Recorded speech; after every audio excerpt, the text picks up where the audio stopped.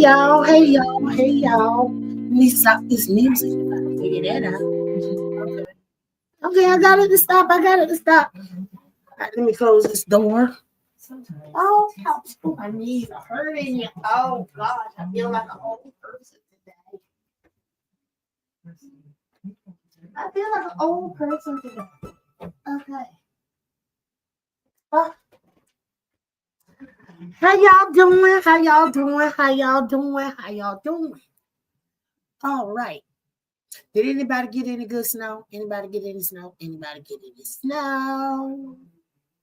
Did y'all enjoy the snow? Did y'all check out me playing in the snow? I was getting my boogie on in the Carolina country snow. Yeah, the Carolina country snow. Woo. All right. I hope y'all had a good day. I hope everybody's staying warm. We're gonna start. I'm still doing that Bible. I'm sticking on Christian stuff. I started looking at the Bible of the Book of Enoch. I started watching that. And as I was watching it and it went to a little commercial, it showed something else. So I clicked on it and I wanted to show it with y'all. It was done by AI. And maybe it is something to get the juices going of it, get your juices going, make you want to go and continue on with the reading and listening, even when I'm not on live, because y'all know how I am. I ain't worth a damn. Okay, now what I'm about to do is go and try to pull it up. Well, I already got it pulled up. I don't know why I said that, but I get ready to try to share the screen. Okay. Share the screen. Mash play. Wait a minute. Did I do that right? Okay, I couldn't have. Okay, there's the screen. There it is. Put the sound. All right, now go back over here.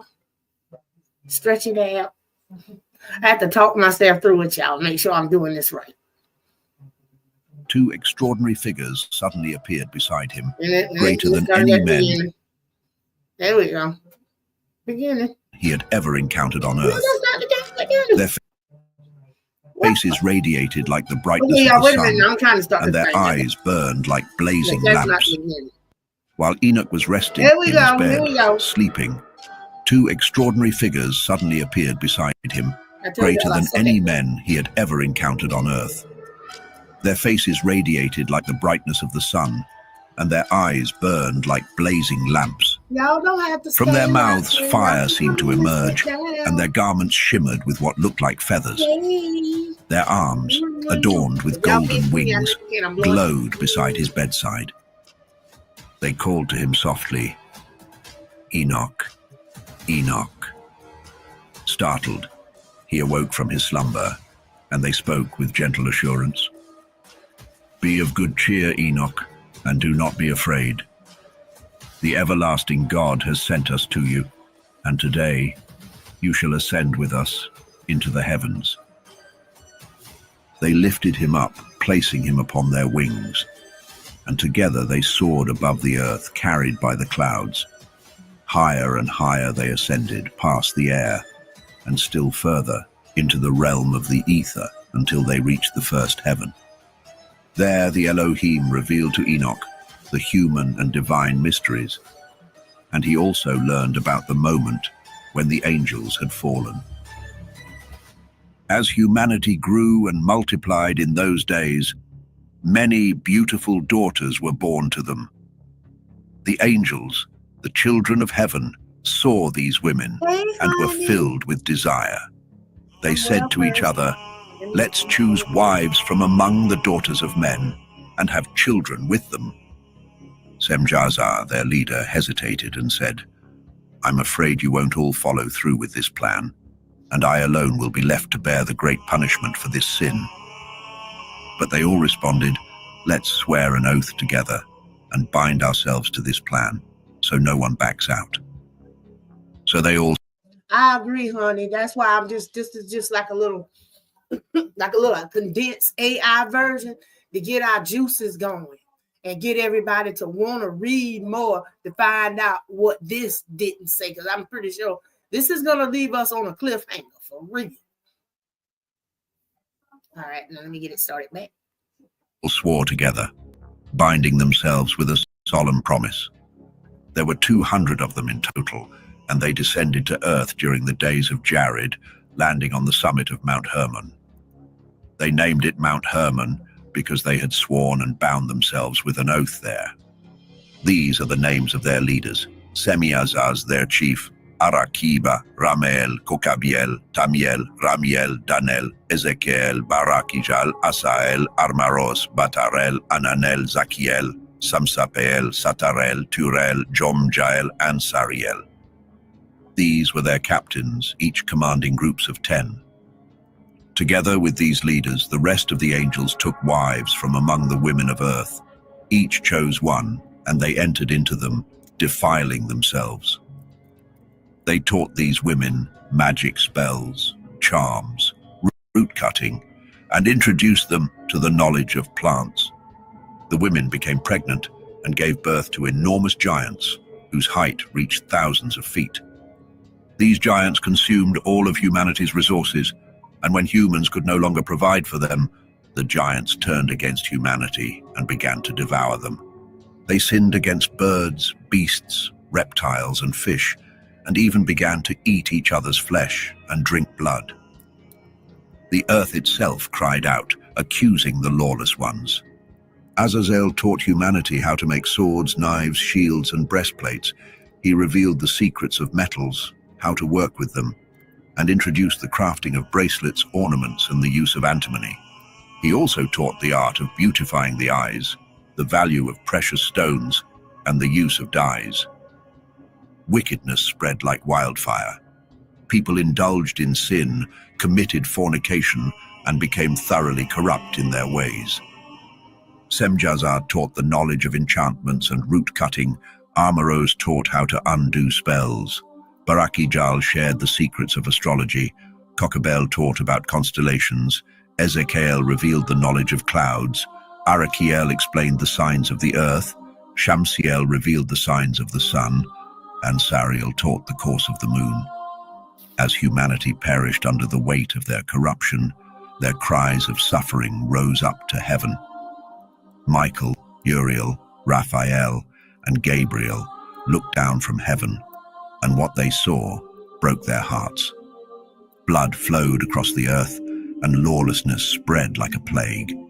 They turned to each other in despair and said, "The earth, once peaceful and uninhabited, now cries out with the voices of the suffering. Their cries have reached the very gates of heaven, begging for justice." The souls of humanity were pleading to the holy ones in heaven, asking, "Please take our case before the Most High." In anguish, the angels spoke to the Lord, saying, "O Lord of lords, God above all gods, King of kings, your glorious throne has stood for all generations, and your name is holy and blessed forever. You are the creator of everything, and all things are under your control. Nothing can be hidden from you, for you see all. You see what Azazel has done, how he has led the world into darkness, teaching humanity forbidden knowledge, secrets that were meant to stay in heaven. And Semjaza, who was given authority over his followers, has led them to earth. They have taken human women for themselves, defiling them, and through their sin, the women gave birth to giants. Now the earth is soaked in blood and filled with evil. The souls of the dead cry out to heaven, and their sorrowful voices cannot be silenced. They weep for justice, for the terrible wrongs that are being committed on earth. And you, Lord, you know everything before it happens. You see this devastation, but we don't understand why you allow it. You haven't told us what to do." Then the Most High, the Holy and Great One, finally spoke. His voice thundered with authority, and he sent Uriel to the son of Lamech. "Go to Noah," he commanded, "and tell him, 'In my name hide yourself. The end is near. The whole earth is about to be destroyed by a great flood. Everything will be wiped out. Tell him so he may escape and his descendants may survive, to carry on the generations of the world." Then the Lord turned to Raphael and said, "Go, find Azazel, bind his hands and feet, cast him into the darkness, into the desert of Dudail. Dig a deep pit and throw him inside. Pile jagged rocks over him. Let him remain there, buried in darkness, so he may never see the light again. He will stay there forever, and on the day of final judgment, he will be thrown into the eternal fire. But now heal the earth, cleanse it from the corruption brought by the angels, announce the healing of the land, so that not all humanity will perish from the secrets the watchers revealed. The whole earth has been ruined by what Azazel taught, so let him bear the weight of all sin." The Lord spoke to Gabriel with a heavy command, "Go forth against the unholy offspring, the rebellious and corrupt. Destroy the children born from sin, the children of the fallen watchers. Set them against each other. Let them battle and wipe each other out, for their days are numbered, and they will not live long." He continued, "And as for their fathers, the watchers, let no plea they make on behalf of their children be heard. They had hoped for eternal life, thinking their offspring might live for 500 years, but their hopes will be shattered." Then the Lord turned to Michael and said, "Bind Semjaza and his companions, those who have tainted themselves by uniting with women and defiling their purity.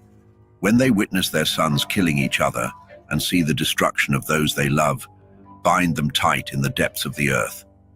They will remain there, imprisoned for 70 generations, until the final judgment, until the day of reckoning that will last forever. On that day, they will be thrown into the fiery abyss, into torment and eternal imprisonment, where they shall never be free. Anyone condemned to destruction will be bound with them, sharing their fate for all generations to come. Wipe away the spirits of the corrupt and the children of the watchers, for they have wronged humanity. Let all wickedness be cleansed from the face of the earth, and let righteousness and truth take root. Let it be a blessing, a new beginning, where justice and joy will grow forever."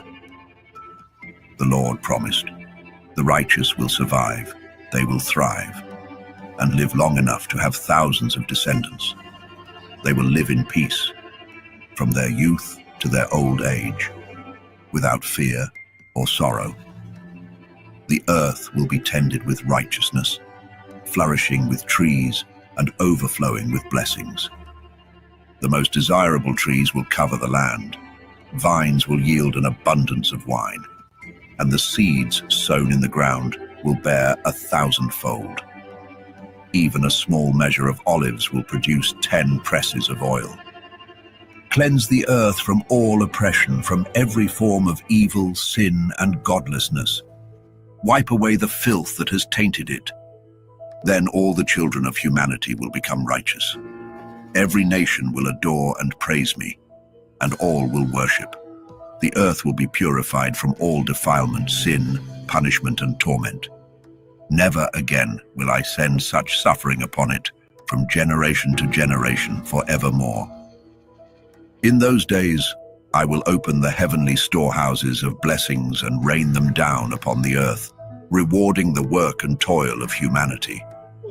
Truth and peace will walk hand in hand, lasting throughout all the days of the world and across every generation of humankind." Before these events, Enoch had disappeared, hidden away from humanity. No one knew where he had gone or what had become of him. Enoch's life was intertwined with the watchers, and he spent his days among the holy ones. I, Enoch, bless the Lord of majesty, the King of all ages. And then the watchers summoned me, Enoch, the scribe. They called to me and said, "Enoch, you scribe of righteousness, go and deliver this message to the watchers of heaven, those who abandoned their holy and eternal dwelling, who defiled themselves by uniting with women and behaved like the children of earth. You have brought great destruction to the world. You will have no peace, no forgiveness for your sins. Though you cherish your children, You will witness their violent deaths. You will cry out and lament over their destruction for all eternity, but peace and mercy will never be yours.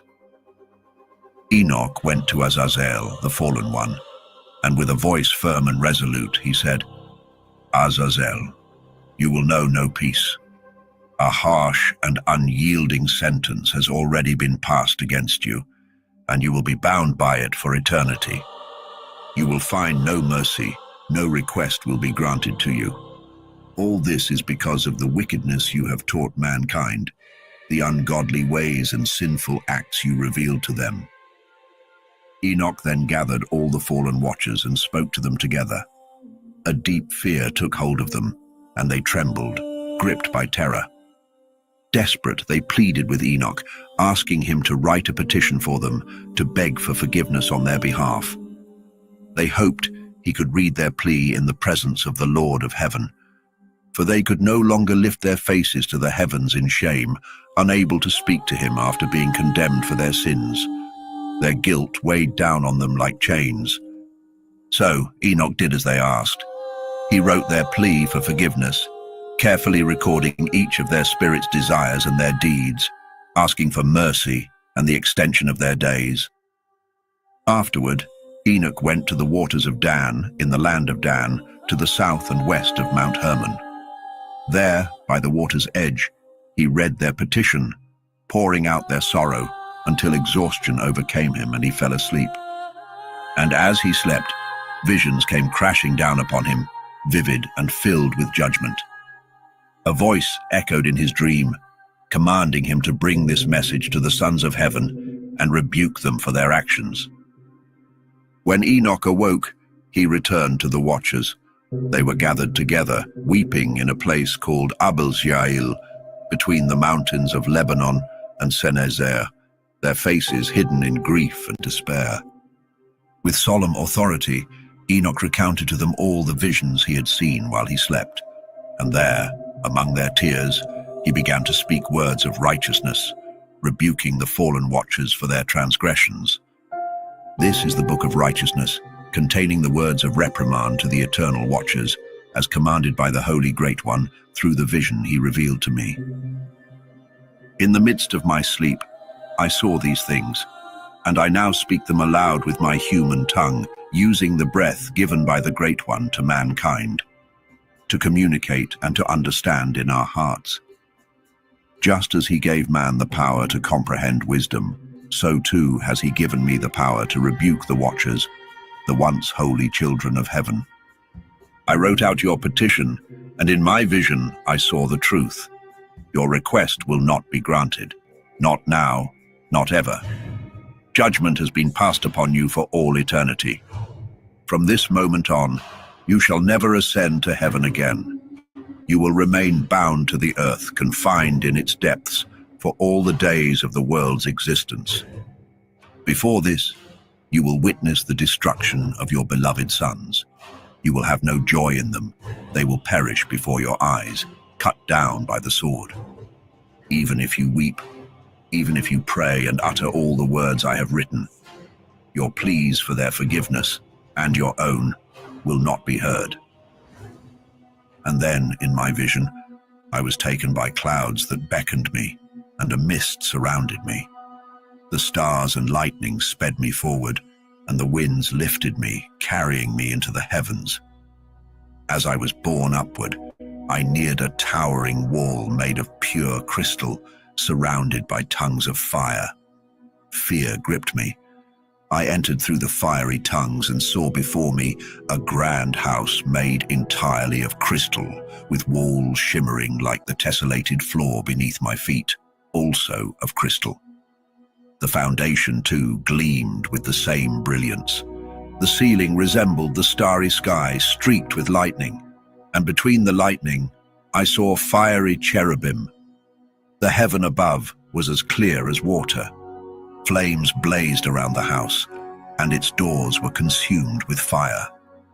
As I stepped inside, I was overwhelmed. It was as hot as fire, but as cold as ice. There was no joy in this place, only dread. Fear took hold of me, and my whole body trembled. Trembling uncontrollably, I collapsed, face down on the ground. Then, as I lay prostrate, I saw another house, even greater than the first. Its enormous gate stood open, and it was built from flames of fire. Its splendor and magnificence were beyond words, far surpassing anything I could ever describe. The floor of this house was a river of fire, and above it were the stars and lightning. The ceiling, too, blazed with flames. There, at the heart of it all, I saw a throne, towering and majestic. It gleamed like crystal, and its wheels shone like the burning sun, surrounded by cherubim. Streams of fire poured from beneath the throne, so fierce I could not bear to look directly at it. Upon that throne sat the great glory. His robe was brighter than the sun, purer than the whitest snow. Not even the angels could enter or behold his face, so great was his majesty and splendor. No mortal could bear to gaze upon him. Flames encircled him, and a vast fire burned before him. No one dared approach him. Yet before him stood 10,000 times 10,000, though he required no counsel. The holiest one stood by him, never leaving his side, neither by day nor night. Still trembling, I lay with my face to the ground, unable to move.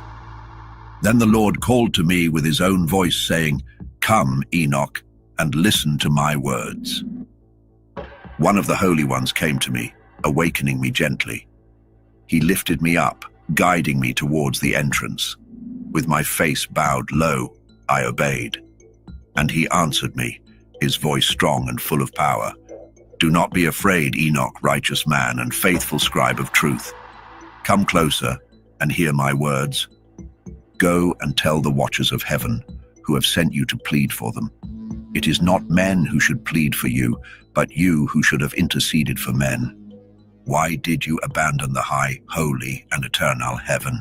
Why did you lay with women, defiling yourselves with the daughters of men, taking them as wives, and giving birth to giants, your corrupted sons?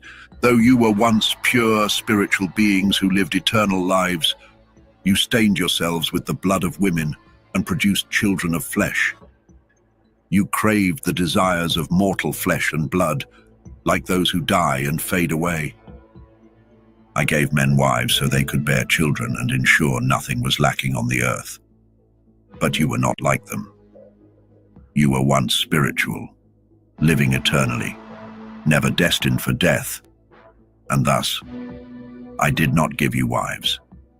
For the spiritual dwell in heaven, not on earth. But now the giants, your offspring born of spirits and flesh, shall be called evil spirits on the earth, and here shall be their cursed home.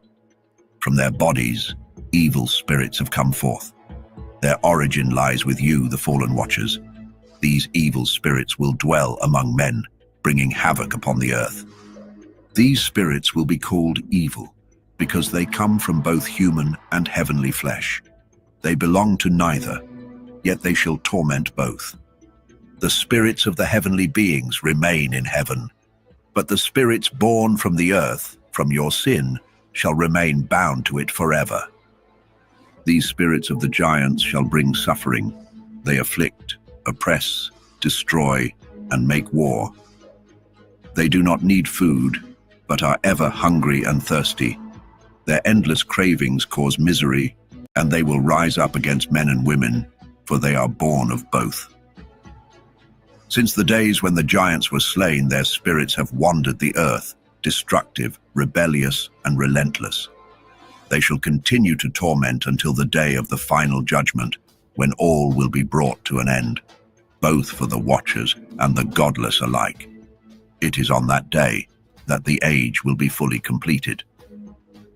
Now, regarding the watchers who sent you to intercede on their behalf, tell them this. Yes, you once dwelled in heaven, but not all the mysteries were revealed to you. Instead, you grasped at knowledge. In the hardness of your hearts, you made these hidden things known to women. Through this, men and women alike now commit great evil on the earth. Therefore, tell them, you shall find no peace, neither in heaven nor on earth. Enoch was taken to a place where those who dwelled there blazed like flames of fire. But when they wished, they could appear as men. Enoch was brought to a vast mountain, whose summit stretched up to the very heavens. He saw the places where the stars and lights of the sky are kept, and the deepest depths where thunder, lightning, and fiery weapons, arrows and a flaming sword, are stored. He was led to living waters, and to the blazing fire in the west, where the sun sets each evening. Enoch came to a river of fire, its flames flowing like water, pouring into the great western sea. He saw the great rivers of the world and journeyed into the darkness, to a place where no living creature can walk. He beheld the mountains covered in winter's shadow, and the source from which the waters of the deep flow. He saw the mouths of every river and the entrance to the vast depths below. Enoch saw the storerooms of all the winds and observed how they were arranged to shape creation and lay the strong foundation of the earth. He saw the cornerstone of the earth and the four winds that uphold both the earth and the sky. He watched how the winds spread out the skies, standing between heaven and earth like the pillars that support the heavens. He saw the heavenly winds that turn the sun and guide the stars in their paths. He saw the winds on earth, carrying the clouds and the pathways of angels. At the edge of the earth, he saw the sky above. He went further and saw a place burning day and night, with 7 magnificent mountains, 3 to the east and 3 to the south. The eastern mountains were made of colorful stone, pearl, and jacinth, while the southern mountains were of red stone. The central mountain rose high into the heavens like God's throne, made of pure alabaster with a sapphire summit. Flames burned before him, and beyond these mountains lay the end of the earth. He saw where the heavens were completed. There was a deep abyss, filled with columns of heavenly fire, stretching beyond what he could measure in both height and depth. Beyond that abyss he saw a place with no sky above and no solid ground below, an empty, desolate wasteland. There, he saw 7 stars burning like great mountains and asked about them. The angel told him, "This is the end of heaven and earth. This is the prison of the stars and the heavenly beings. These stars, which roll over the fire, are those who disobeyed the Lord's command. They failed to rise when they were supposed to. Because of their disobedience, he became angry with them and bound them here until the time when their guilt will be fully judged, even for 10,000 years. Uriel said to Enoch, "Here will stand the angels who defiled themselves by taking human women. Their spirits now take many forms, leading mankind astray and causing them to worship demons as gods. Here they shall remain until the great day of judgment, when they will finally be destroyed. The women who are led astray by these angels will become sirens, calling men to their doom." And Enoch alone saw this vision, the end of all things. No other man shall witness what he has seen. Enoch continued his journey with the holy angels, who revealed the mysteries of the universe to him. He was introduced to the celestial guardians who oversee humanity. "These are the names of the holy angels," Enoch began.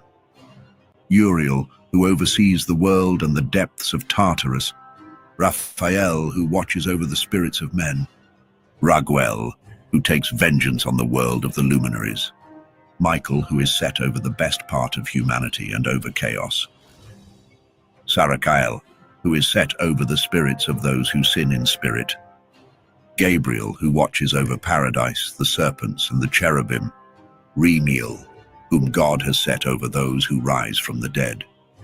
Enoch was then taken to a place where all was chaos. He saw something terrifying. There was neither heaven above nor a firmly founded earth below, only a place of total disorder and horror. In that place, he saw 7 stars bound together in this chaotic space, burning like giant mountains of fire. Enoch asked, "For what sin are these stars bound? Why have they been cast here?" Uriel, one of the holy angels who was with him and was chief over them, replied, "Enoch, why do you ask? Why are you so eager to know the truth? These stars are among those that transgressed the commandment of the Lord. They are bound here until the 10,000 years of their sin have been fulfilled." Enoch was then taken to another place, even more dreadful than the first. There he saw an immense fire that blazed and burned, cleaving down to the abyss, filled with enormous columns of fire. Its vastness was beyond his understanding. He said, "How terrifying this place is, how awful it is to look upon." Uriel, the holy angel, responded, "Enoch, why are you so frightened?" Enoch replied, "Because of this fearful place and the sight of such intense pain." Uriel said to him, "This is the prison of the angels, where they will be held forever." Enoch was then taken to another place, and Uriel showed him a great and high mountain in the west, made of solid rock. Inside it were 4 hollow places, deep, wide, and incredibly smooth. They were dark and frightening to behold. Raphael, one of the holy angels who was with him, explained, "These hollow places have been created for the spirits of the dead, so that all the souls of the children of men may gather here. These places will hold them until the day of their judgment, when the appointed time for them will come." Enoch saw the spirits of the children of men who had died, and their voices rose up to heaven, pleading for justice. He asked Raphael, "Whose spirit is this that cries out so desperately?" Raphael answered, "This is the spirit of Abel, whom his brother Cain murdered. His voice cries out for vengeance until Cain's descendants are destroyed from the face of the earth." Enoch then asked about the different hollow places. "Why are they separated?" Raphael responded, "These 3 divisions have been made to separate the spirits of the righteous from the sinners. In one of these places, there is a bright spring of water for the righteous. Another has been set aside for sinners who died without facing judgment during their lifetime. Here, their spirits will be held in great pain until the day of judgment, when they will face their punishment and torment. There, they will be bound forever, and their spirits will know no peace. A 3rd division has been made for those who cry out for vengeance, whose lives were cut short by the wicked. And another is for the spirits of men who were sinners, wholly corrupt in their transgressions. They shall remain together in torment, but they will not be destroyed on the day of judgment, nor will they ever rise again." Enoch then blessed the Lord of glory and said, "Blessed be the Lord of righteousness, who rules forever." He then journeyed to a place west of the ends of the earth. There, he beheld an unending blaze that never ceased its fiery path, day or night, continuing its relentless course without a moment's rest. Curious, he asked, "What is this relentless fire?" Raguel, one of the holy angels accompanying him, responded, "This is the western fire you see, which relentlessly pursues all the celestial lights of heaven." Enoch traveled further to another location on the earth and was shown a range of fiery mountains that burned ceaselessly, both day and night. Moving past this, he saw 7 grand mountains, each unique and splendid. 3 rose majestically in the east, 1 above the other, and 3 in the south, similarly stacked, with rugged, separate ravines between them. The 7th mountain stood in their midst, towering above the others like a throne, surrounded by aromatic trees. Among these trees was one unlike any Enoch had ever encountered. Its fragrance was unmatched, and its leaves, blooms, and wood never withered. Its fruit was as beautiful as palm dates. Enoch admired the tree's beauty and its delightful fragrance, noting the loveliness of its leaves and blossoms. Michael, the revered leader of the holy angels, responded to Enoch's wonder. Michael asked Enoch, "Why are you so curious about the tree's fragrance, and why do you seek the truth about it?" Enoch replied, I wish to understand everything, particularly about this extraordinary tree. Michael explained, "This towering mountain you see, with its summit resembling God's throne, is indeed his throne. The Holy Great One, the Lord of Glory, the Eternal King, will one day descend to earth to visit in kindness. Until the great judgment comes, no mortal is allowed to touch this fragrant tree. At that time, when divine justice is meted out and all is brought to its final state, the tree will be given to the righteous and holy. Its fruit will nourish the chosen ones, and the tree will be transplanted to the sacred place, the Lord's eternal temple. Then they will experience joy and happiness and enter the holy place. Its fragrance will enrich their being, and they will live long, fulfilling lives, free from sorrow, disease, torment, or disaster, just as their ancestors did." Enoch then praised the God of glory, the eternal King, who had prepared such blessings for the righteous and promised to bestow them. Enoch traveled to the heart of the earth and discovered a blessed place with ever-blooming trees. There he saw a sacred mountain with a stream flowing eastward towards the south. To the east he noticed another mountain, taller than the first, separated by a deep, narrow ravine with a stream running beneath it. To the west, a lower mountain was situated, separated by a dry, deep ravine, with another similar ravine at the ends of the three mountains. All these ravines were narrow and deep, carved from solid rock, and devoid of trees. Enoch marveled at the rocks and the ravines, astonished by their formidable appearance. He wondered aloud, "What is the purpose of this blessed land, filled with trees, and the cursed valley in between?" Uriel explained, "This cursed valley is reserved for those eternally condemned. It is the gathering place for those who have spoken blasphemies against the Lord and his glory. Here the accursed will face their judgment. In the end times, the righteous will witness this scene of divine judgment, and the merciful will bless the Lord of glory, the eternal King. On the day of judgment, they will praise him for his mercy, which determined their fate."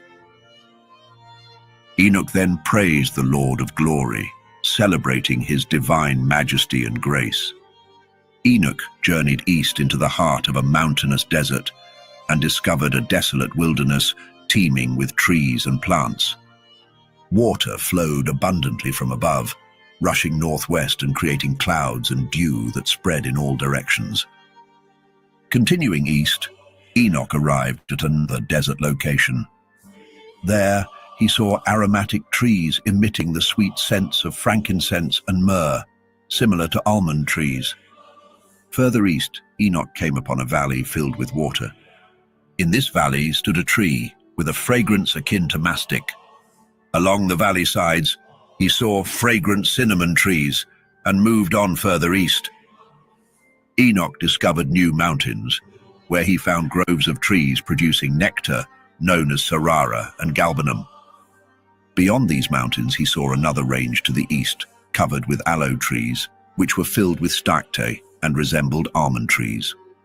When burned, the aroma of these trees surpassed any other fragrance.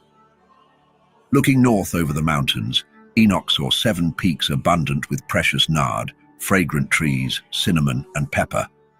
He traversed the peaks of these mountains, journeyed east past the Erythraean Sea, and continued far beyond, passing over the angel Zotiel. He reached the Garden of Righteousness and observed many large, beautifully fragrant trees, including the Tree of Wisdom, which grants profound knowledge to those who partake. This tree was as tall as a fir, with leaves like those of the carob tree and fruit resembling vine clusters, exuding a far-reaching fragrance. Enoch marveled at the tree's beauty and allure. Raphael, the holy angel with him, explained, "This is the tree of wisdom. Your aged father and mother before you ate from it and gained wisdom. Their eyes were opened and they realized their nakedness, leading to their expulsion from the garden." Enoch traveled to the farthest reaches of the earth and encountered a variety of majestic beasts, each unique in form.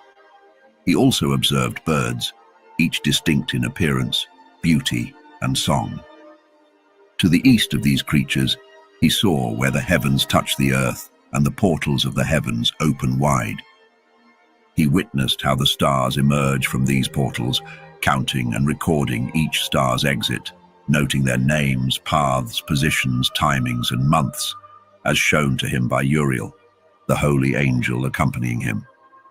Uriel revealed and documented everything for Enoch, including the stars' names, their laws, and their groupings. Enoch then journeyed north to the edge of the earth, where he saw a magnificent sight at the very ends of the world. He observed 3 portals in the sky, through which northern winds emerge, bringing cold, hail, frost, snow, dew, and rain. When the winds blow from one of these portals, they are gentle and beneficial. However, when the other 2 portals release their winds, they come with harshness and suffering, creating tumultuous conditions on earth. Moving west to the far reaches of the earth, Enoch saw 3 more heavenly portals, identical to those he had seen in the east, with the same number of openings. Enoch traveled south to the extremities of the earth and found 3 open heavenly portals there, from which dew, rain, and wind emerge. Returning to the east, he saw 3 eastern portals of heaven open, along with smaller portals above them. Through these smaller portals, the stars traverse their paths westward, following their designated routes. Each time Enoch observed these wonders, he praised the Lord of glory, celebrating his magnificent creations and the greatness of his work. He blessed the Lord for demonstrating his power to angels, spirits, and humanity, so that all might admire and honor his mighty deeds and eternal craftsmanship. Enoch spoke his words of blessing to the elect and righteous, those who will endure the trials of the final days, when the wicked and godless will be removed. He saw a vision of the Holy One in the heavens, revealed to him by the angels. From them, he heard and understood everything he saw. But this message is meant not for his generation, but for a future one yet to come. Regarding the elect, Enoch prophesied, "The Holy Great One will emerge from his dwelling, and the eternal God will set foot upon the earth on Mount Sinai. He will appear from his divine encampment and reveal his mighty strength from the highest heaven. All will be struck with terror. The watchers will tremble, and a profound fear will grip the earth. The lofty mountains will shake, the high hills will be flattened, and they will melt like wax before a fire. The earth will be torn apart, and all upon it will perish, with a final judgment on all humanity. Yet he will grant peace to the righteous, protect the elect, and show them mercy. They will belong to God, be prospered and blessed. He will support them, shine light upon them, and make peace with them. Behold, he will come with thousands of his holy ones to execute judgment upon all, to destroy the ungodly, to convict all flesh of the wicked deeds they have committed, and all the harsh words spoken against him. Observe everything that happens in the heavens, how the celestial bodies maintain their orbits, and how each luminary rises and sets precisely according to its season, never deviating from its appointed path. Look at the earth and pay attention to its consistent patterns from beginning to end. Nothing changes. All the works of God are evident. Notice how summer and winter fill the earth with water, clouds, dew, and rain. In winter, observe how trees seem to wither and shed their leaves, except for 14 trees that retain their foliage for 2 to 3 years until new leaves come. During summer, observe how the sun remains directly overhead, causing intense heat. You seek shade from its scorching rays, and the earth becomes too hot to walk on. Watch how trees become green and bear fruit. Understand and recognize the works of God, who has made everything so. All his creations function the same year after year, performing their tasks as he has decreed, and their roles remain unchanged.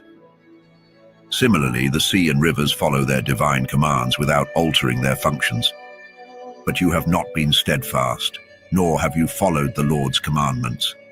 You have turned away and spoken harsh, prideful words against his greatness.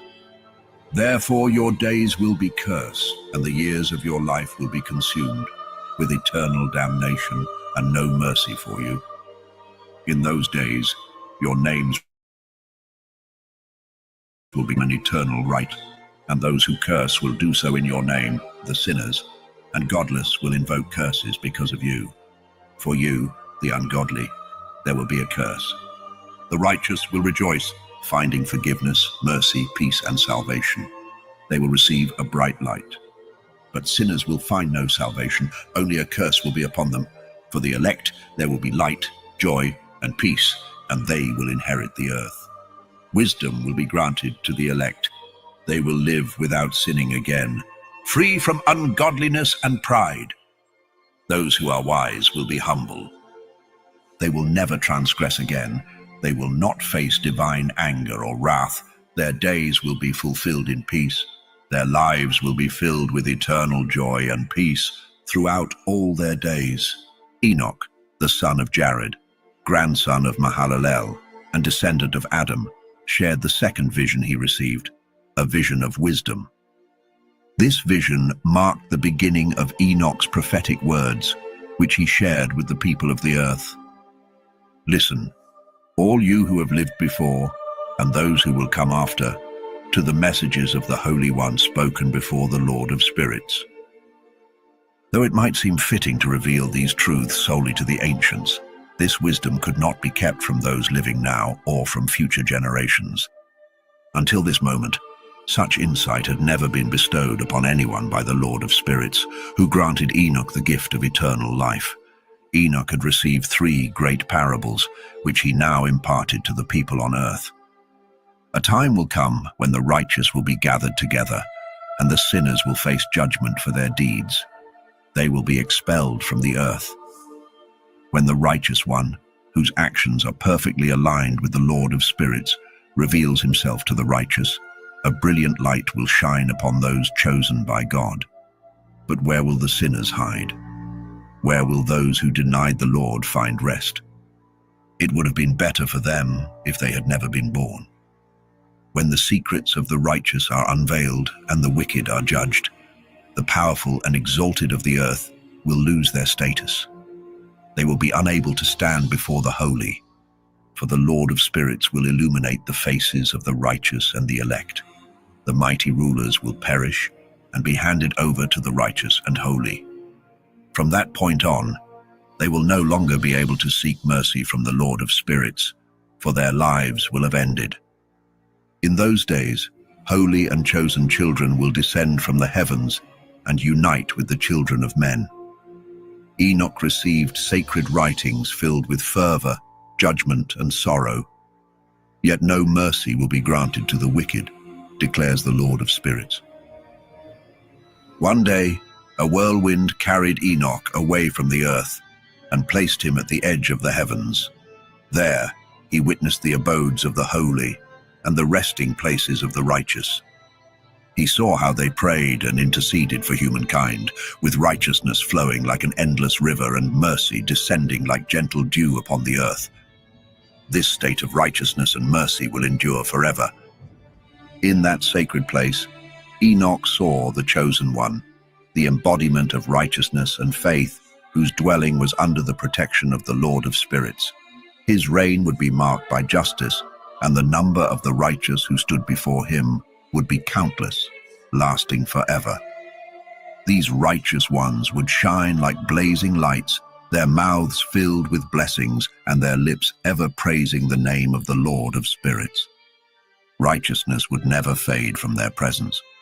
Enoch yearned to dwell in this place, his spirit longing for this divine realm. It had always been his destined portion, established by the Lord of Spirits. During that time, Enoch praised and exalted the name of the Lord of Spirits, recognizing his own blessing and glory as a result of divine will. For a long time, Enoch's eyes were fixed on that holy place, and he blessed and praised God, declaring, Blessed is he, and may he be blessed from the very beginning until the end of time. There is no end before him, for he knows all things from before creation and throughout every generation. The eternal beings who never sleep stood before his glory and continually sang his praises. Holy, holy, holy is the Lord of spirits, who fills the earth with spirits. Enoch saw these ageless beings always awake, always blessing, and saying, Blessed be thou, and blessed be the name of the Lord forever and ever. As Enoch beheld this vision, his face changed, overwhelmed by its radiance, and he could no longer endure the sight.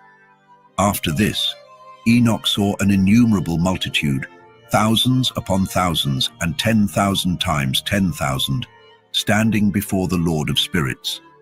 Surrounding the Lord on all four sides were four distinct presences, different from the eternal beings Enoch had seen before. An angel who accompanied him revealed their names and showed him all the hidden truths. The voices of these four presences rang out in praise before the Lord of glory. The first voice praised the Lord of spirits eternally. The second voice blessed the elect one and the chosen ones who rely on the Lord of spirits. The third voice prayed and interceded for the people on earth, pleading in the name of the Lord of spirits. The fourth voice stood firm against the Satans, preventing them from accusing the people of the earth before the Lord of spirits. Enoch then asked the angel of peace, who had shown him all these hidden things, Who are these four presences whose words I have heard and recorded? The angel responded, The first is Michael, the compassionate and patient one. The second is Raphael, who oversees all diseases and wounds of humanity. The third is Gabriel, who is in charge of all the powers. The fourth is Phanuel, who oversees the repentance and hope of those who will inherit eternal life. These are the four angels of the Lord of spirits, and the voices you heard in those days. Next, Enoch saw all the secrets of the heavens, how the kingdom is organized, and how the actions of people are measured. He observed the homes of the elect and the holy, and witnessed sinners being expelled from these sacred places for denying the name of the Lord of spirits. They were dragged away, unable to remain due to the punishment that came from the Lord of spirits. Enoch also saw the secrets of lightning and thunder, the division of the winds as they blow across the earth, and the mysteries of clouds and dew. He observed their origins and how they saturate the dry earth. He saw the chambers where the winds are divided, including the chambers of hail, mist, and clouds, which have hovered over the earth since the world began. He witnessed the chambers of the sun and moon, observing their paths and their glorious returns. He saw how one is superior to the other and their majestic orbits, noting that they never stray from their paths. They neither add to nor subtract from their courses, and remain faithful to their celestial oath. The sun follows its path according to the command of the Lord of spirits, whose name is mighty forever. Enoch also saw the hidden and visible paths of the moon, which completes its course day and night. Both sun and moon, positioned opposite each other before the Lord of spirits, give thanks and praise without rest. Their very existence is a testament to their thanksgiving. The sun brings either blessing or curse, while the moon's path brings light to the righteous and darkness to the sinners, as decreed by the Lord, who separated light from darkness. He divides the spirits of men, strengthens the spirits of the righteous, and judges all with his righteousness. No angel or power can hinder this divine order. All are judged before him. Wisdom, initially unable to find a dwelling place, was eventually given a home in the heavens. When wisdom sought to reside among humanity, she found no suitable place and returned to her celestial realm, taking her seat among the angels. Meanwhile, unrighteousness emerged from her chambers, seeking but failing to find a place among the righteous. Instead, unrighteousness settled among those who were lost, like rain in a desert or dew on parched land. Enoch witnessed an awe-inspiring sight, countless flashes of lightning and stars of the heavens, all called by their names, responding to the Lord of Spirits. He observed how these celestial bodies were weighed in a just balance according to their light, and how their distances, appearances, and revolutions were meticulously measured. Their movements, synchronized with the number of angels, demonstrated their faithful coordination.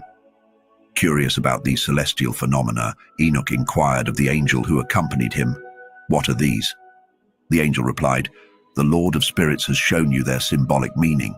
These are the names of the holy ones who dwell on earth and remain steadfast in their faith in the Lord of Spirits forever." Enoch saw another remarkable sight concerning the lightning. Some stars transformed into lightning and remained in this new form permanently, unable to return to their original state.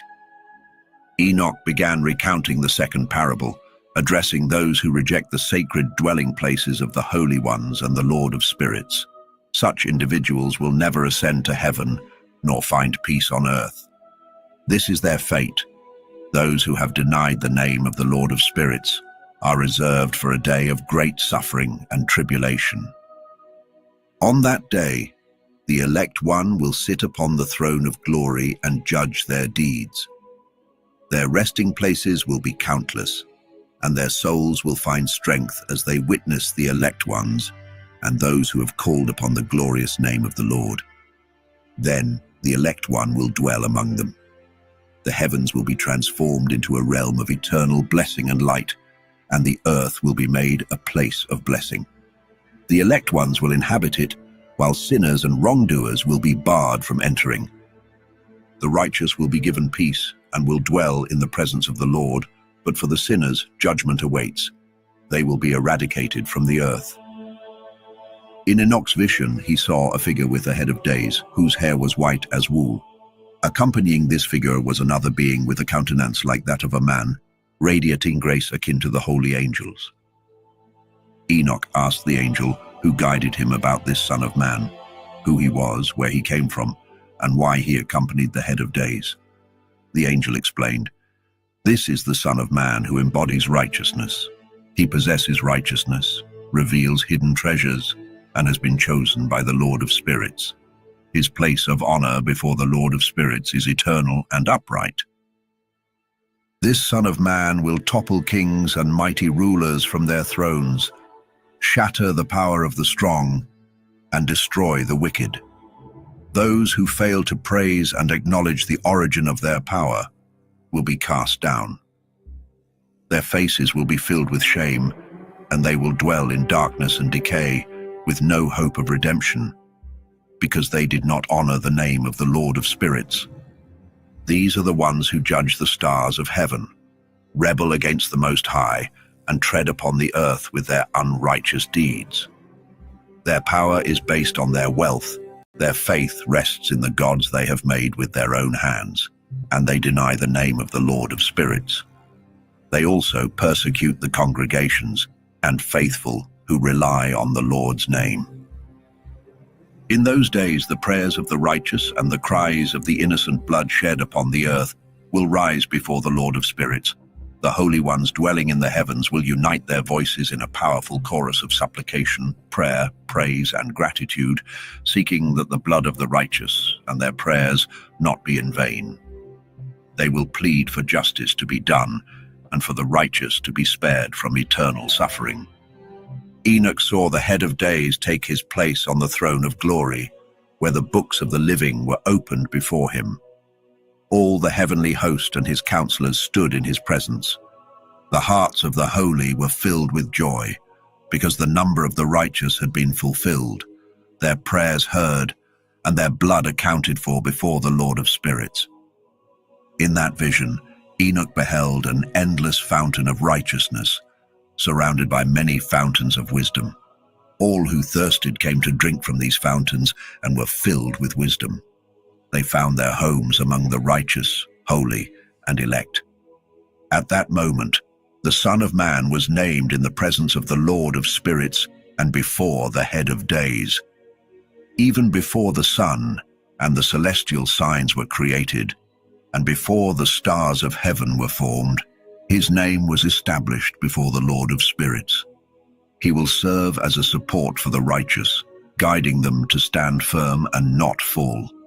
He will be a beacon of light for the Gentiles and a source of hope for the troubled. All who dwell on earth will bow before him, praising and the Lord of Spirits. This Son of Man has been chosen and concealed before the creation of the world and will remain so forever. The wisdom of the Lord of Spirits has revealed him to the holy and righteous, as he has preserved their lot. They have scorned this world of unrighteousness and its ways in the name of the Lord of Spirits.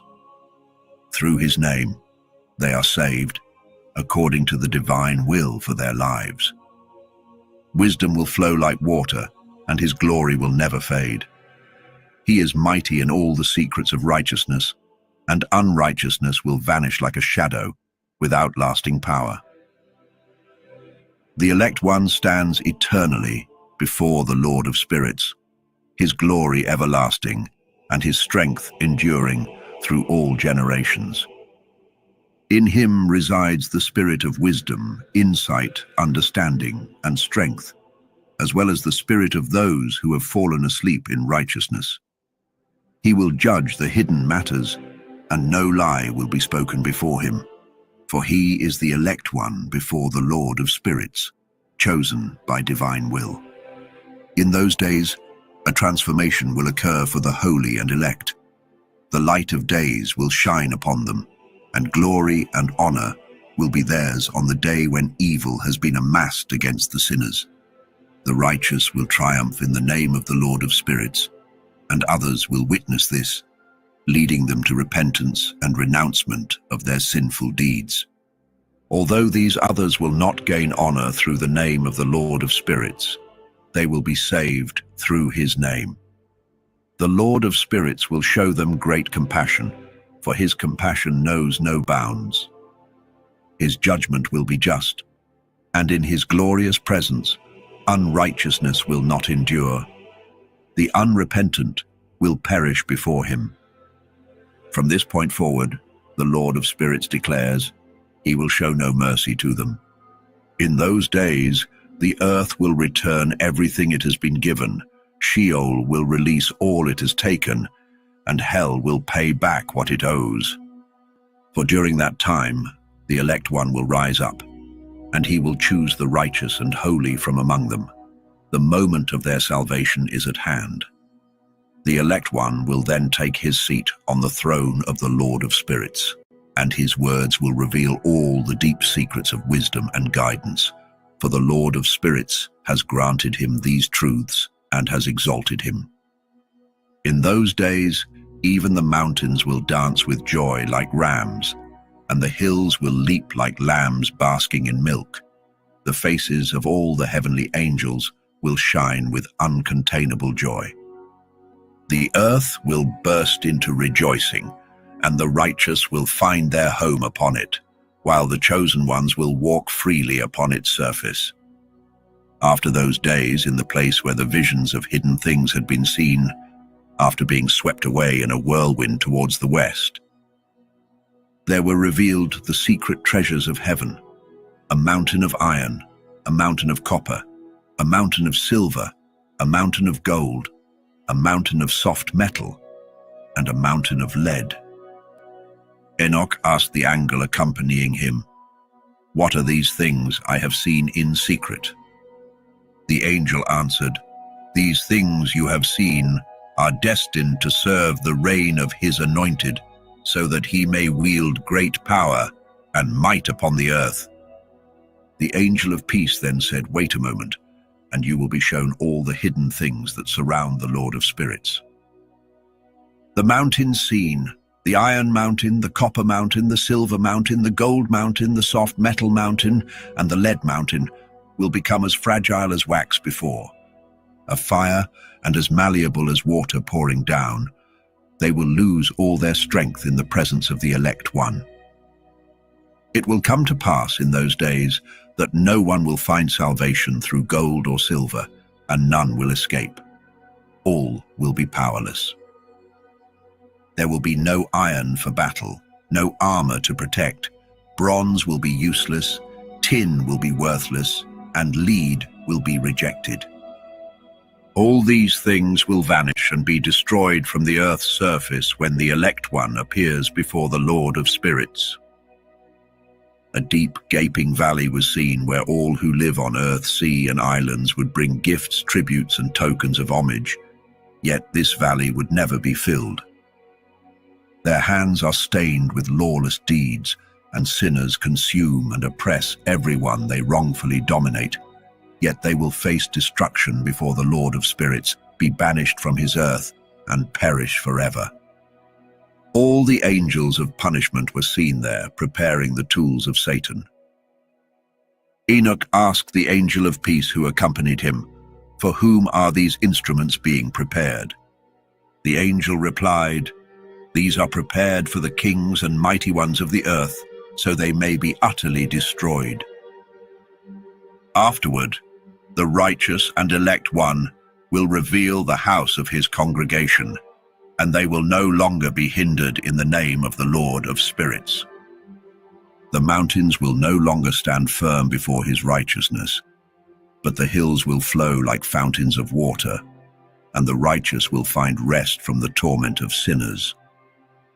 Enoch looked and turned to another part of the earth, where he saw a vast valley engulfed in burning fire. He witnessed the kings and mighty ones being dragged and cast into this deep, fiery abyss. Enoch's eyes beheld the preparation of immense iron chains, heavy beyond measure, being made for these individuals. Enoch asked the angel of peace accompanying him, "For whom are these chains being prepared?" The angel responded, "These chains are for the hosts of Azazel. They will be used to cast them into the abyss of total condemnation. Their jaws will be covered with rough stones, just as the Lord of Spirits has commanded. On that great day, Michael, Gabriel, Raphael, and Phanuel will seize them and throw them into the burning furnace. This will be the Lord of Spirits' vengeance for their unrighteousness, for yielding to Satan and leading astray those who live on earth. In those days, the Lord of Spirits will send punishment. He will open all the water chambers above the heavens and the fountains below the earth." The waters above the heavens, representing the masculine, will merge with the waters below the earth, representing the feminine. Together, they will destroy all who dwell on the earth and those living at the ends of the heavens. When they recognize the evil they have done on earth, they will perish by these waters. Afterward, the head of days expressed regret, saying, "I have destroyed all who dwell on the earth in vain." He swore by his great name, "From now on I will not do this again. I will set a sign in the heavens as a pledge of goodwill between me and them forever, as long as the heavens are above the earth. This is my command. When the time comes for me to grasp them by the hand of the angels during the day of tribulation and pain, my chastisement and wrath will be upon them, declares the Lord of Spirits. Mighty kings of the earth, you will witness my elect one sitting on the throne of glory, judging Azazel, his associates, and all his hosts in the name of the Lord of Spirits. Enoch saw the hosts of the angels of punishment, armed with scourges and chains of iron and bronze. He asked the angel of peace, "To whom are those carrying the scourges going?" The angel answered, "They are going to the elect and beloved ones to cast them into the abyss of the valley. In this valley, the elect and beloved will be gathered. Their lives will come to an end, and their days of leading astray will be no more. In those days, the angels will return and move eastward towards the Parthians and Medes. They will incite unrest among the kings, rousing them from their thrones. These kings will burst forth like lions from their dens and wolves among their flocks, trampling over the land of the elect. But the city of the righteous will hinder their advance. They will fight amongst themselves, and their right hands will turn against one another. Men will no longer recognize their brothers, or sons their fathers and mothers, leading to a slaughter with countless corpses and punishment that will not be in vain. In those days, Sheol will open its jaws, swallowing them up, and their destruction will be complete. Sheol will consume the sinners in the presence of the elect. And it came to pass after this that Enoch saw another host of wagons, with men riding on them, traveling on the winds from the east, the west, and the south. The noise of their wagons was thunderous. When this tumult occurred, the holy ones in heaven noticed it, causing the pillars of the earth to shift from their places. The sound echoed from one end of the heavens to the other in a single day. All beings will fall down and worship the Lord of spirits. This marks the end of the second parable. And Enoch began to speak the third parable concerning the righteous and elect. Blessed are ye righteous and elect, for glorious shall be your lot.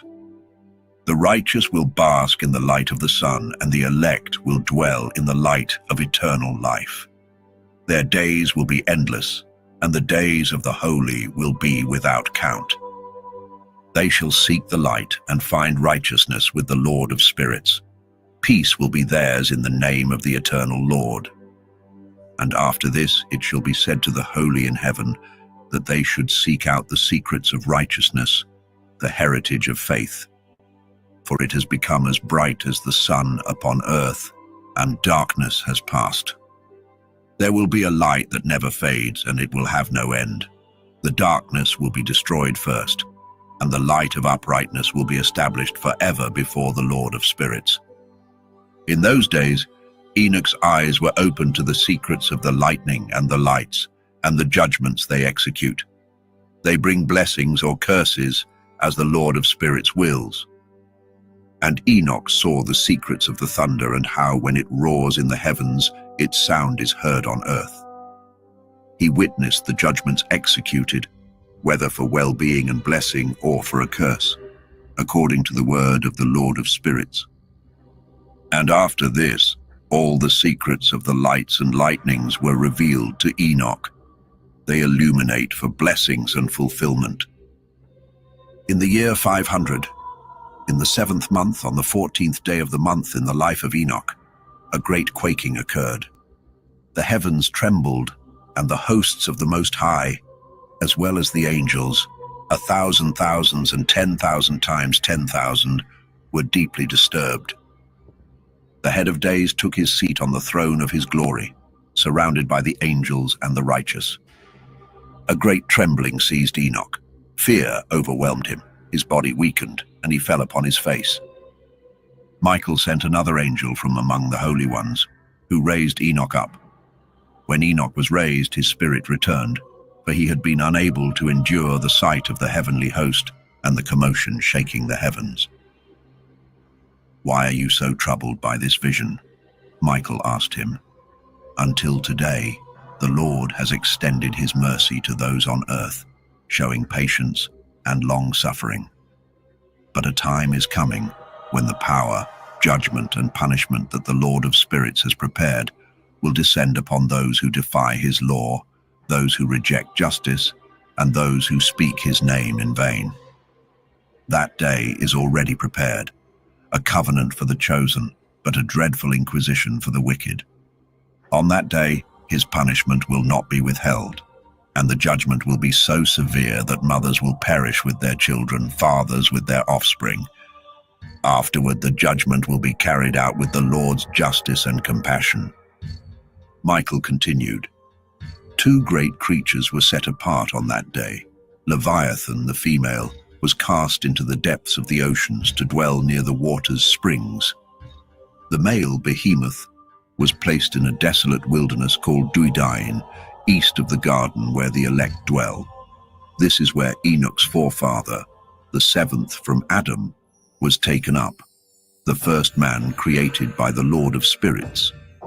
Curious, Enoch asked one of the angels to reveal the power of these beasts and to explain how they were separated on a single day, one thrown into the sea and the other into the dry wilderness.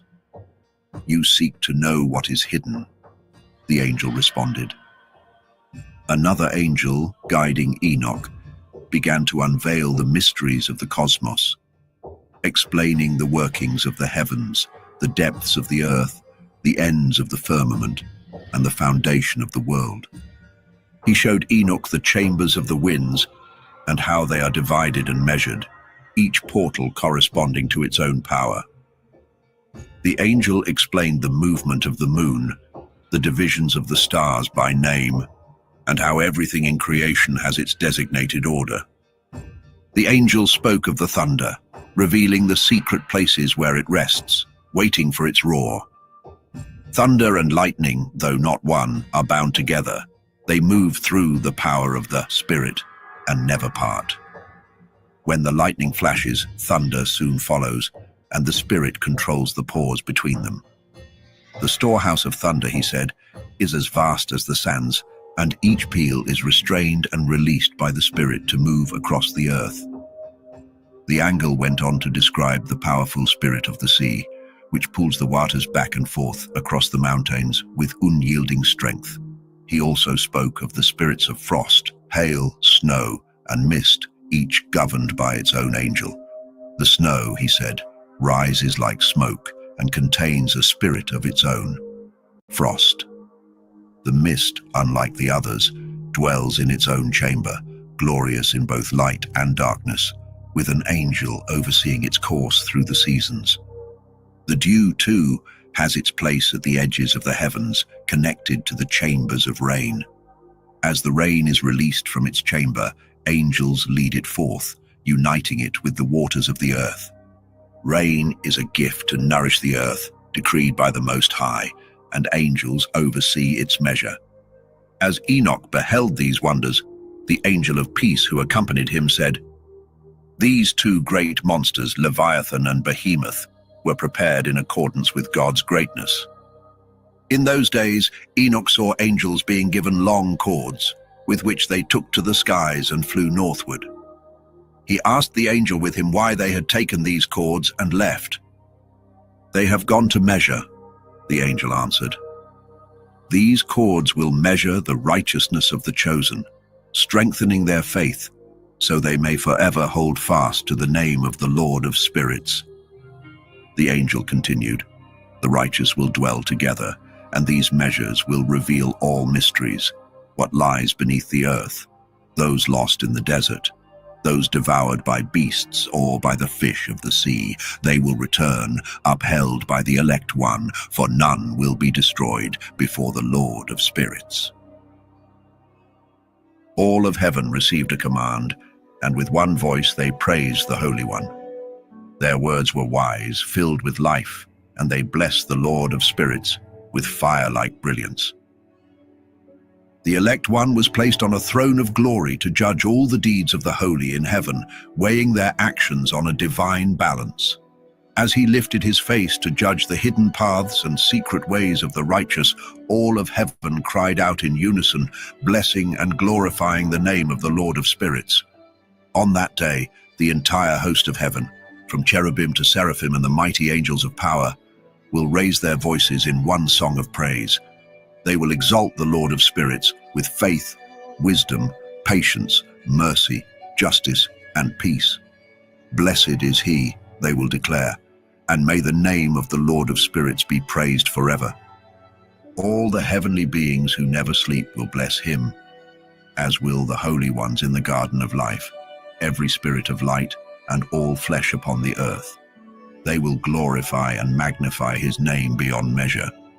For the mercy of the Lord of spirits is vast, and his patience endures.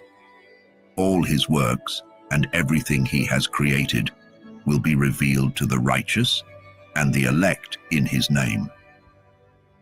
The Lord issued a command to the kings, the powerful, and the exalted ones of the earth, saying, "Open your eyes and lift up your strength, if you are able to recognize the elect one." The Lord of spirits then placed the elect one upon his glorious throne, and righteousness poured forth from him. His mere words would strike down sinners, and all the unrighteous would be obliterated from his presence. On that day, the kings, the mighty, and all who rule the earth would stand in awe. They would gaze upon him sitting on his throne, where righteousness is judged, and no falsehood can be spoken before him. Suddenly, they would feel pain as intense as a woman in labor, suffering as she brings forth her child into the world. They would glance at one another, terror etched upon their faces, their hearts heavy with dread.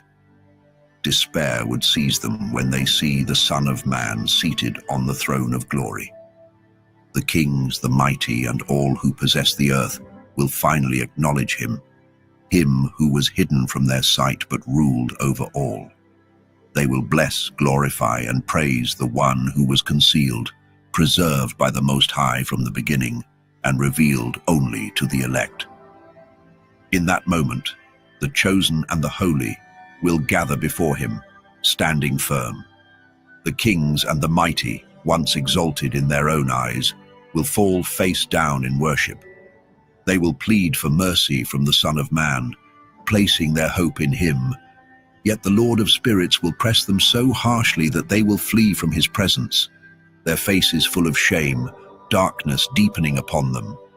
He will hand them over to the angels of punishment to exact vengeance for their oppression of his chosen ones. Their downfall will be witnessed by the righteous and elect, who will rejoice, for the wrath of the Lord of Spirits will rest upon the oppressors. His sword will be drenched in their blood. On that day, the righteous and elect will be saved, never again to witness the faces of sinners and the unjust. The Lord of Spirits will dwell among them, and they will share meals with the Son of Man, rising and lying down in peace forever and ever. The righteous and the elect will rise from the earth, no longer burdened with sorrow. They will be clothed in garments of glory, garments of life bestowed by the Lord of Spirits, which will never age nor fade. Their glory will endure eternally before the Lord of Spirits. In those days, the mighty and the kings who once ruled the earth will beg for mercy. Delivered into the hands of the angels of punishment, they will cry out for just a little respite. They will long to fall down and worship the Lord of Spirits, to confess their sins before him. They will praise and glorify him, saying, "Blessed is the Lord of Spirits, the Lord of Kings, the Lord of the Mighty, the Lord of the Rich, the Lord of Glory, and the Lord of Wisdom." His power is splendid and secret, spanning generations upon generations. His glory is eternal, and his righteousness cannot be measured. Then they will lament, "If only we had rest to glorify and thank him, to confess our faith before his glory. But now we find no rest. We chase after it and grasp at nothing. Light has vanished from us, and we dwell forever in darkness." With deep regret, they will admit, "We did not believe in him or glorify his name. Instead, we placed our hope in our kingdoms and our glory. Now, in our suffering, he does not save us. We find no peace, no respite for our confessions, though his judgments are true and just, showing no partiality." They will realize the futility of their lives, saying, "We lived filled with unrighteous gains." Yet even that could not prevent us from being dragged down into the burdens of Sheol. Shame and darkness will cover their faces as they are cast out from the presence of the Son of Man. His sword will remain before them, driving them away, never to return. Thus the Lord of Spirits declares his judgment upon the mighty, the kings, the exalted, and those who rule the earth. Their fate is sealed before the Lord of Spirits. In that place, other hidden forms appeared to Enoch. He heard the voice of an angel saying, "These are the angels who descended to earth and revealed hidden things to mankind, leading them into sin."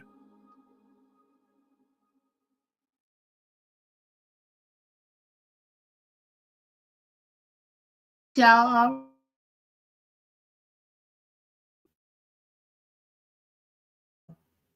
can y'all hear me? All right, there's another part to it. Hold on.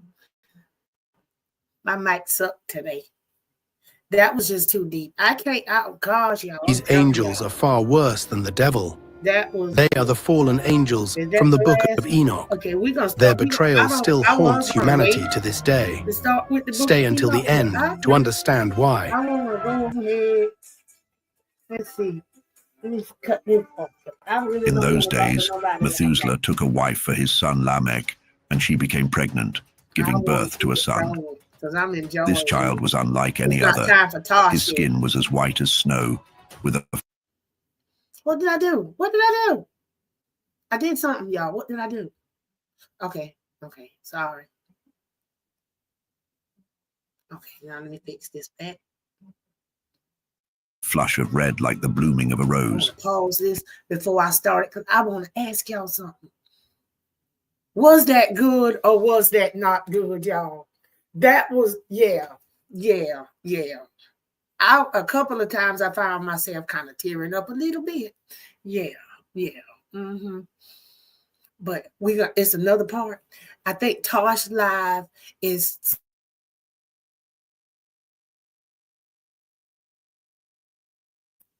Y'all, I'm just talking to y'all on mute. Ha, ha, ha. I'm just talking.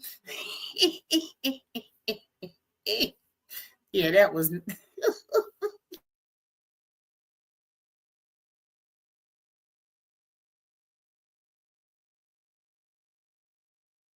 Unmute. Can y'all hear me? I think my mic don't want me to talk because it keep putting me on mute.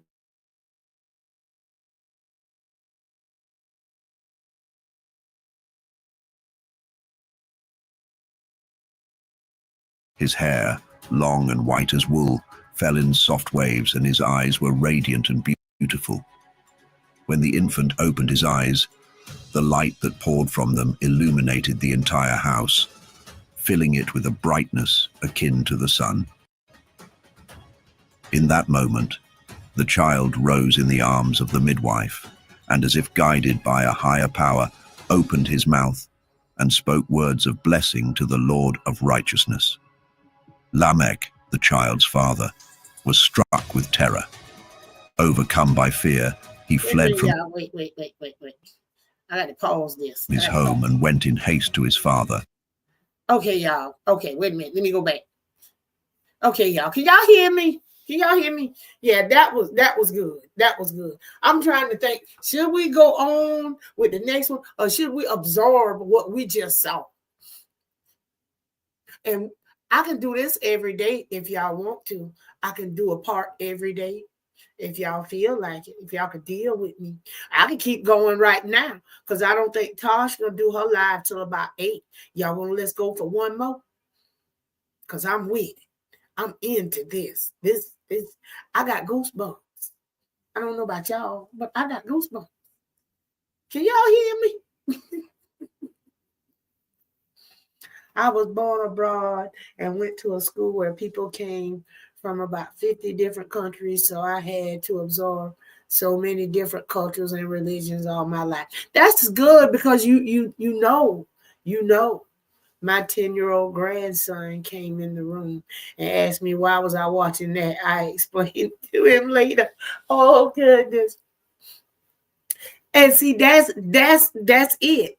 We were raised with King James, not knowing that Enoch actually was supposedly, that should have been part of King James. It was all these, I guess, in the same little, it's the same thing, but they saw fit that and said that part, it was like, I think it was like, what, 4 books?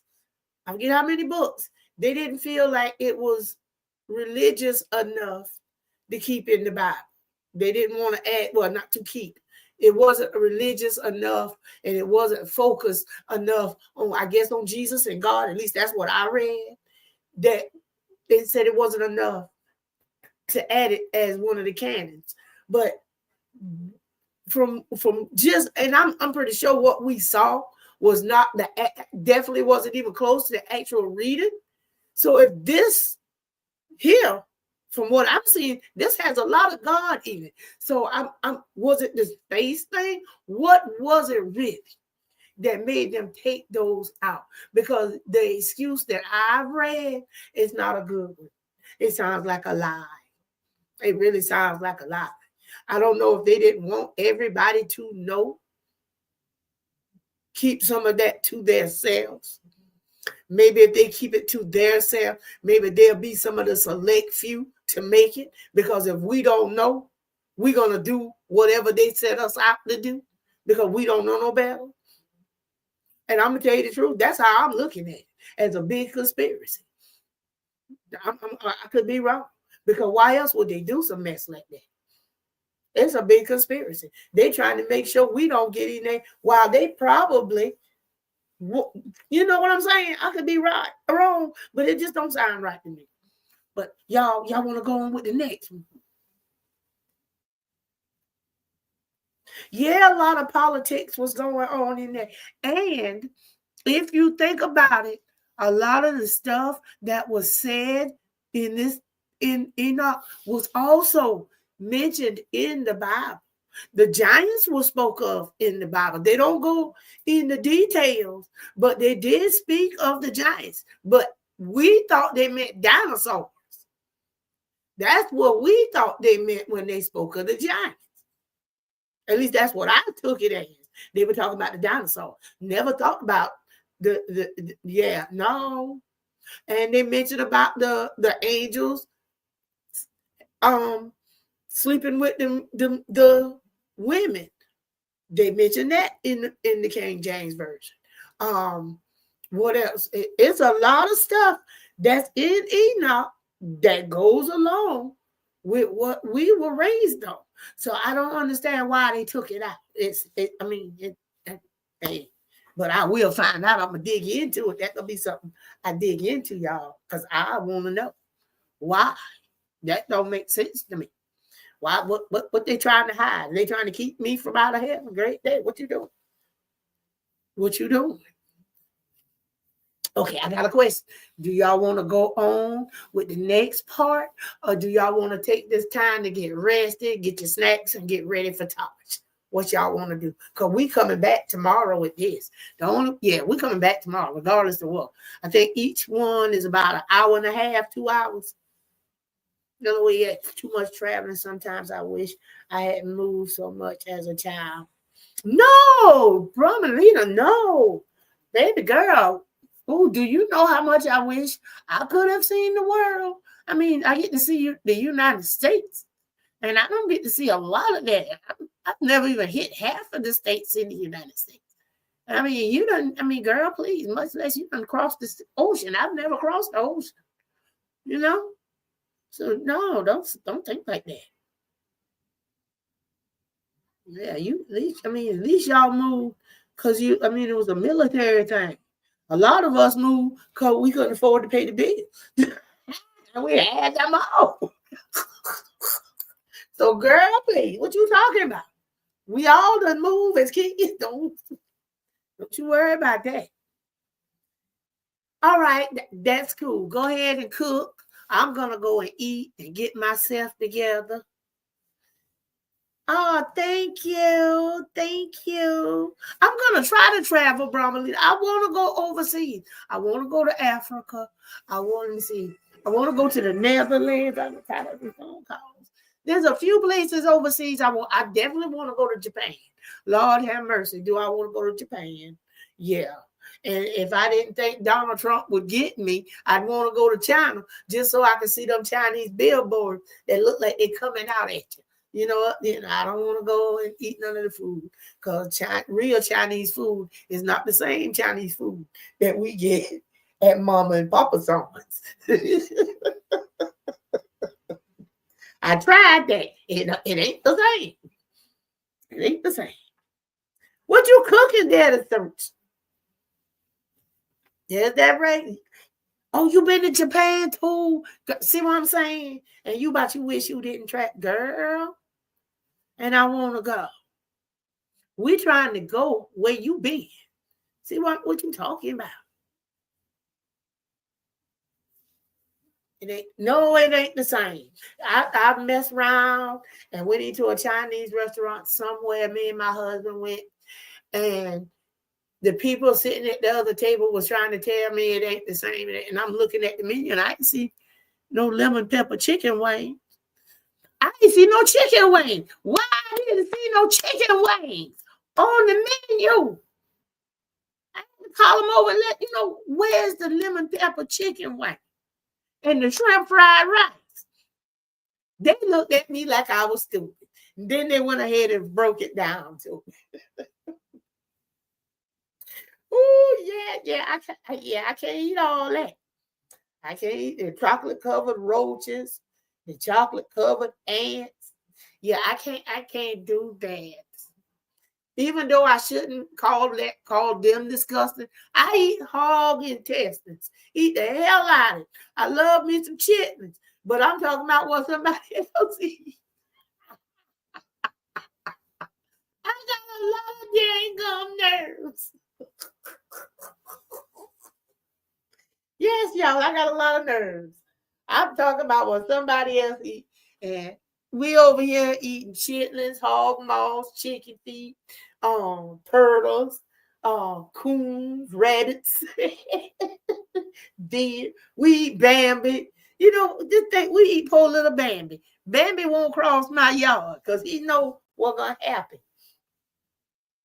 You know what's going to happen. I'm going to have some ribs, some sausage, some steaks.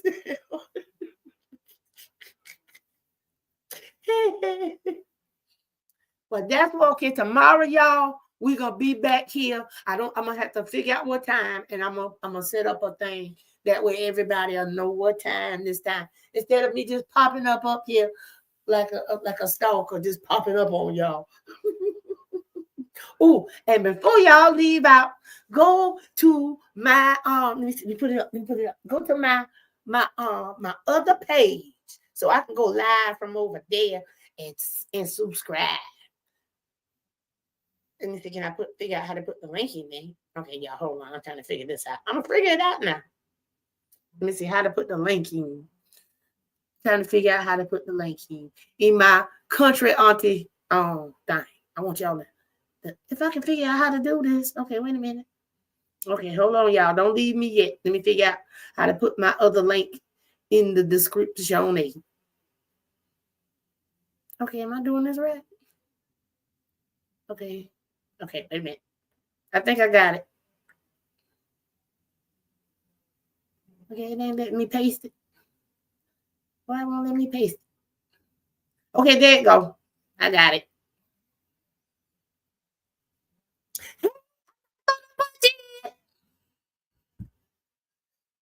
We get ready to run up out of here. Did it come through?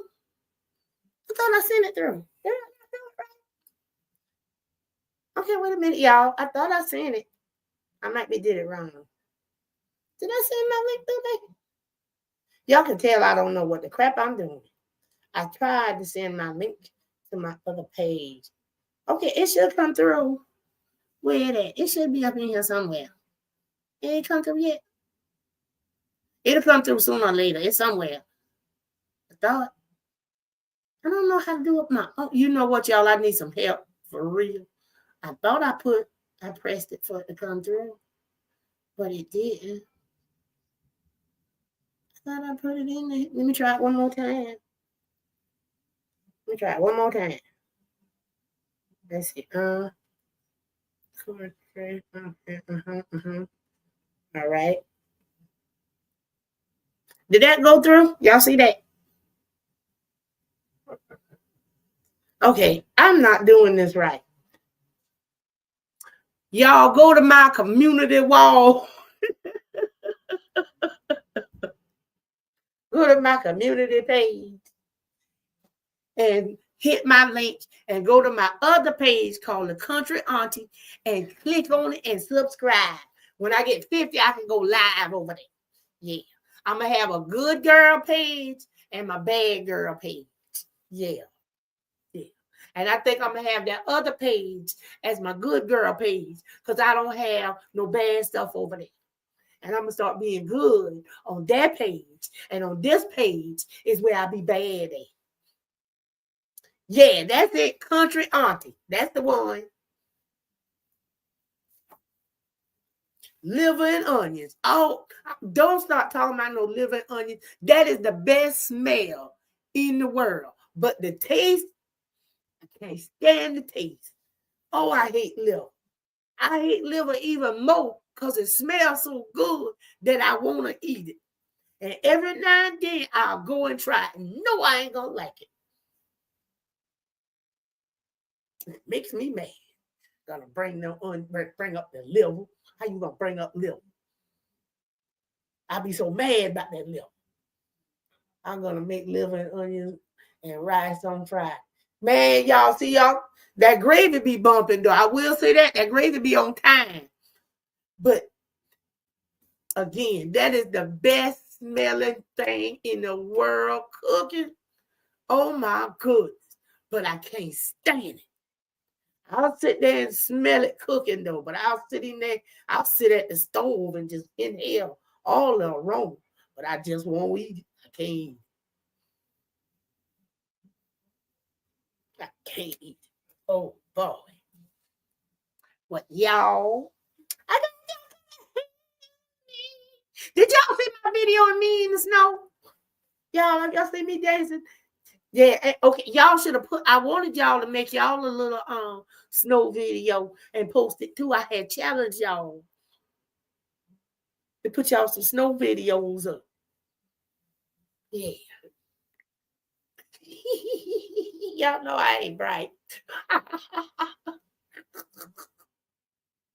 Oh Lord. I'm so country, y'all. I drank out the 2-liter soda bottle. This is mine, and nobody else gonna drink none of it. I don't need to buy no cup. I don't need to go get no cup because that means I got to wash that cup. So I just drink mine straight out the bottle. Sometimes, if it's not full, I have to use 2 hands, one around the top and one around the bottle. To hold it up. My mama can't stand that. Y'all need to see people looking at me along the highway. Oops. Excuse me. Ooh. That child. Lord, that was a good burp. Excuse me. But yeah, I drink my soda straight out the bottle. I don't, when you buy a 2-liter, you don't put it in a cup. So why am I going to, if you buy one of 21 ounces, you do not get a cup. So why do I need a cup for my 2-liter? It's mine. Ain't nobody going to drink none of my soda but me. So because of that, I just take it to the head, man. I just take it to the head. I wish I could find a straw long enough. I shove a straw in and just suck it straight out the bottle. You know what I'm saying? Just straight out the bottle. I don't know who started that little scam that they done, but they brainwashed us. I just don't think how they can judge it. For one, who gave them who gave them the right to be that judge?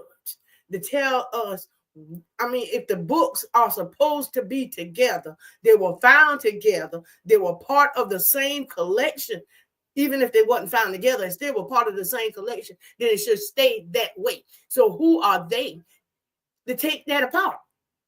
I disagree with that. And because of them taking it apart, it's going to be harder for us to believe it. It will make it harder for us to believe it. But I will say this. Lots of that stuff we saw tonight, we can go back in our Bible. All we got to do is type in what we saw and ask where is that in the Bible. And most of the time, Google can pull it up. But a lot of that stuff we saw tonight is in the KJV. So it definitely means that it should be there. It should be there. And being that Enoch is older than KJV, that goes, that kind of says something. Enoch is older than KJV. KJV came out later. And before KJV, I think It was, I think it was, what is it, 1776? Well, I forget what year that Bible was. It's an old Bible. I can't remember it, before King James. And in the front parts of it, I have to find it. It actually tells you that the Sabbath was on a Saturday. It has all of the things that Enoch was talking about, and it has it in the front of the Bible. So not only did they took Enoch, they didn't include Enoch, but they did take stuff out. People say they didn't, but they did. They took stuff out because there is a Bible with that stuff in there. So that means if it's there one time and it's not there now, they took it out. I think the Slave Bible was published in 1806, and it was published because of the Haitian revolt. Yeah. Because them Haitians whoop ass over there. They saying the Haitians was whipping ass over there because the Haitians was reading the Bible and found out, well, they knew about Exodus, pretty much. That's what they blamed it on, Exodus. They blamed the Haitian revolt pretty much on Exodus. And they said, we ain't fixed to have the American revolt because of Exodus. So anything to do with slaves being free, masters being wrong, just anything like that, they took it out. As you see, there is no Exodus in the slave Bible. No, there's a lot of, that just don't make no sense. So that's another example. If they took that out and printed it, what you think they did to KJV? If they did that, they done something to KJV. That's proof. That slave Bible is the proof that they will take stuff out and print it up, reprint it. The Haitians wasn't the first. The Haitians was the only one. I don't think there was none other than the Haitians. The Haitians was the only one. The rest of us was set free. The Haitians took theirs. They wasn't playing. If I'm not mistaken, I could be wrong. I got to check it again. But if I'm not mistaken, the Haitians are the only ones.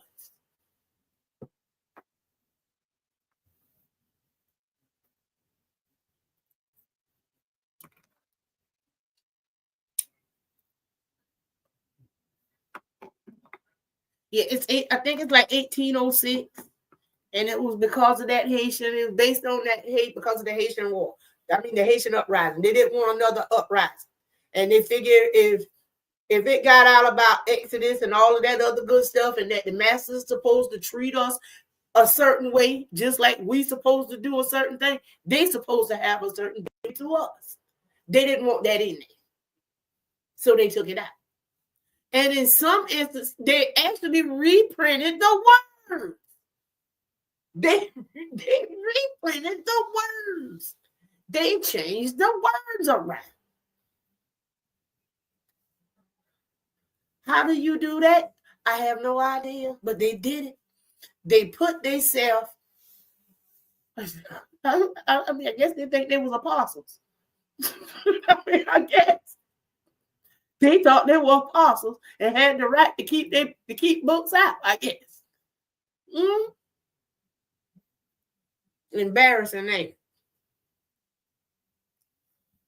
But we go as a Christian country. What Christian about that? We'll let a pagan ritual be part of our holiday tradition, but yet we don't think that the Enoch was too, what's the word? It was too spacey, too worldly. But yet they got us celebrating pagan holidays. How that makes sense? Make that make sense. Make that make sense. The Book of Enoch was too much, but yet they got, come on, y'all. They got us, don't get me started on them Christmas tree balls. Don't get me started on the Christmas tree balls tonight. Don't get me started on them Easter eggs tonight. Now, do that make sense to y'all? Yeah, don't get me started. Don't get me started. But this is what they do. This is what they tell us. This is our Christian country. Even in the national, I don't know if that's the best or supposed to be the most important Catholic church, but in the National Catholic Church in D.C., 2 of the stained glass windows got a big old space black eye looking at you. And it's titled Space. What that supposed to be in the church on the window? Every picture is a picture of God, just bad, beautiful stained glass window. And then you happen to look over there in this black window looking at you with an eye in the middle. Like, what the? I thought I was in the wrong place. But then again, don't get me started on what them Catholic churches look like with the gargoyles standing on the top of it. Could that be? Don't not. Yeah, I ain't fixed to go there. I ain't going there. Leave me alone. I ain't fixed to go there. Yeah, I ain't fixed to go there, y'all. But I will say this: something ain't right. Don't forget to save me some liver, sis. I ain't playing. I'm just playing. I want some gravy, though. Some gravy and the rice. Or fry me a piece of chicken to go with my gravy and rice. But there is something suspicious going on. There is something suspicious going on with as far as with that changing and yeah. Yeah, something don't even sound right back there. Something don't even sound right back there. No, yeah, something don't sound right about that. And now I'm going back into that movie that I watched. I think it was, I can't remember, but it was a movie where they wouldn't accept Christ. I gotta go and not go back to that movie, but I'm going back to paperwork and find out if that was why those Chinese people, I think it was Chinese in some country, would not do it.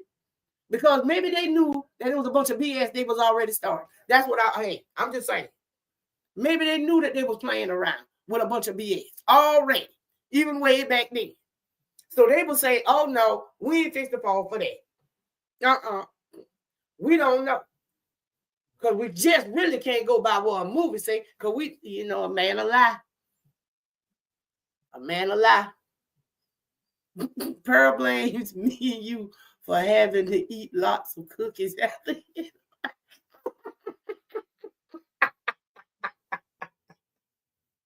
Now, Christmas tree balls, now I'm trying to tell you, beware of them sparkly Christmas tree balls. Beware. Bet y'all look at the Christmas tree balls differently next year. This year. Y'all will look different. You probably won't even get your husbands to help you decorate the tree, at least not the ball section. He'll probably put the lights up, but he ain't gonna touch the Christmas tree balls. He ain't gonna do it. Yeah. But definitely, y'all, we're gonna come back tomorrow. And we're gonna do tomorrow. I think I'm gonna just go for either we're gonna go into part 2 of this, or I'm gonna just go straight on into the book. But I'm going into the book myself tonight. I'm laying down with that book in my ear. I'm definitely going to sleep listening to that tonight. But I ain't fixed to let the balls get me. I ain't fixed to start up on the balls tonight. But I wanted to say thank y'all for coming with me. And I'll see y'all at Tasha's party. And if she don't hang out too late, we might come back just to have the after party to laugh and talk about whatever was going on in her chat. All right, y'all. I love you. Let me put my music on. Let y'all listen to my music. See if y'all can hear it. Can y'all hear my music? Can y'all hear my music?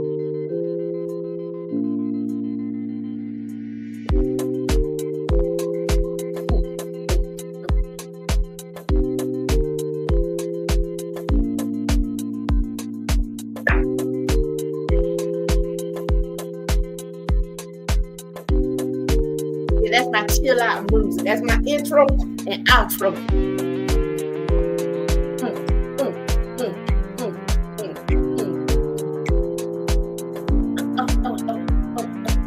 I'm feeling that, y'all. I'm gonna have to take a pain pill later.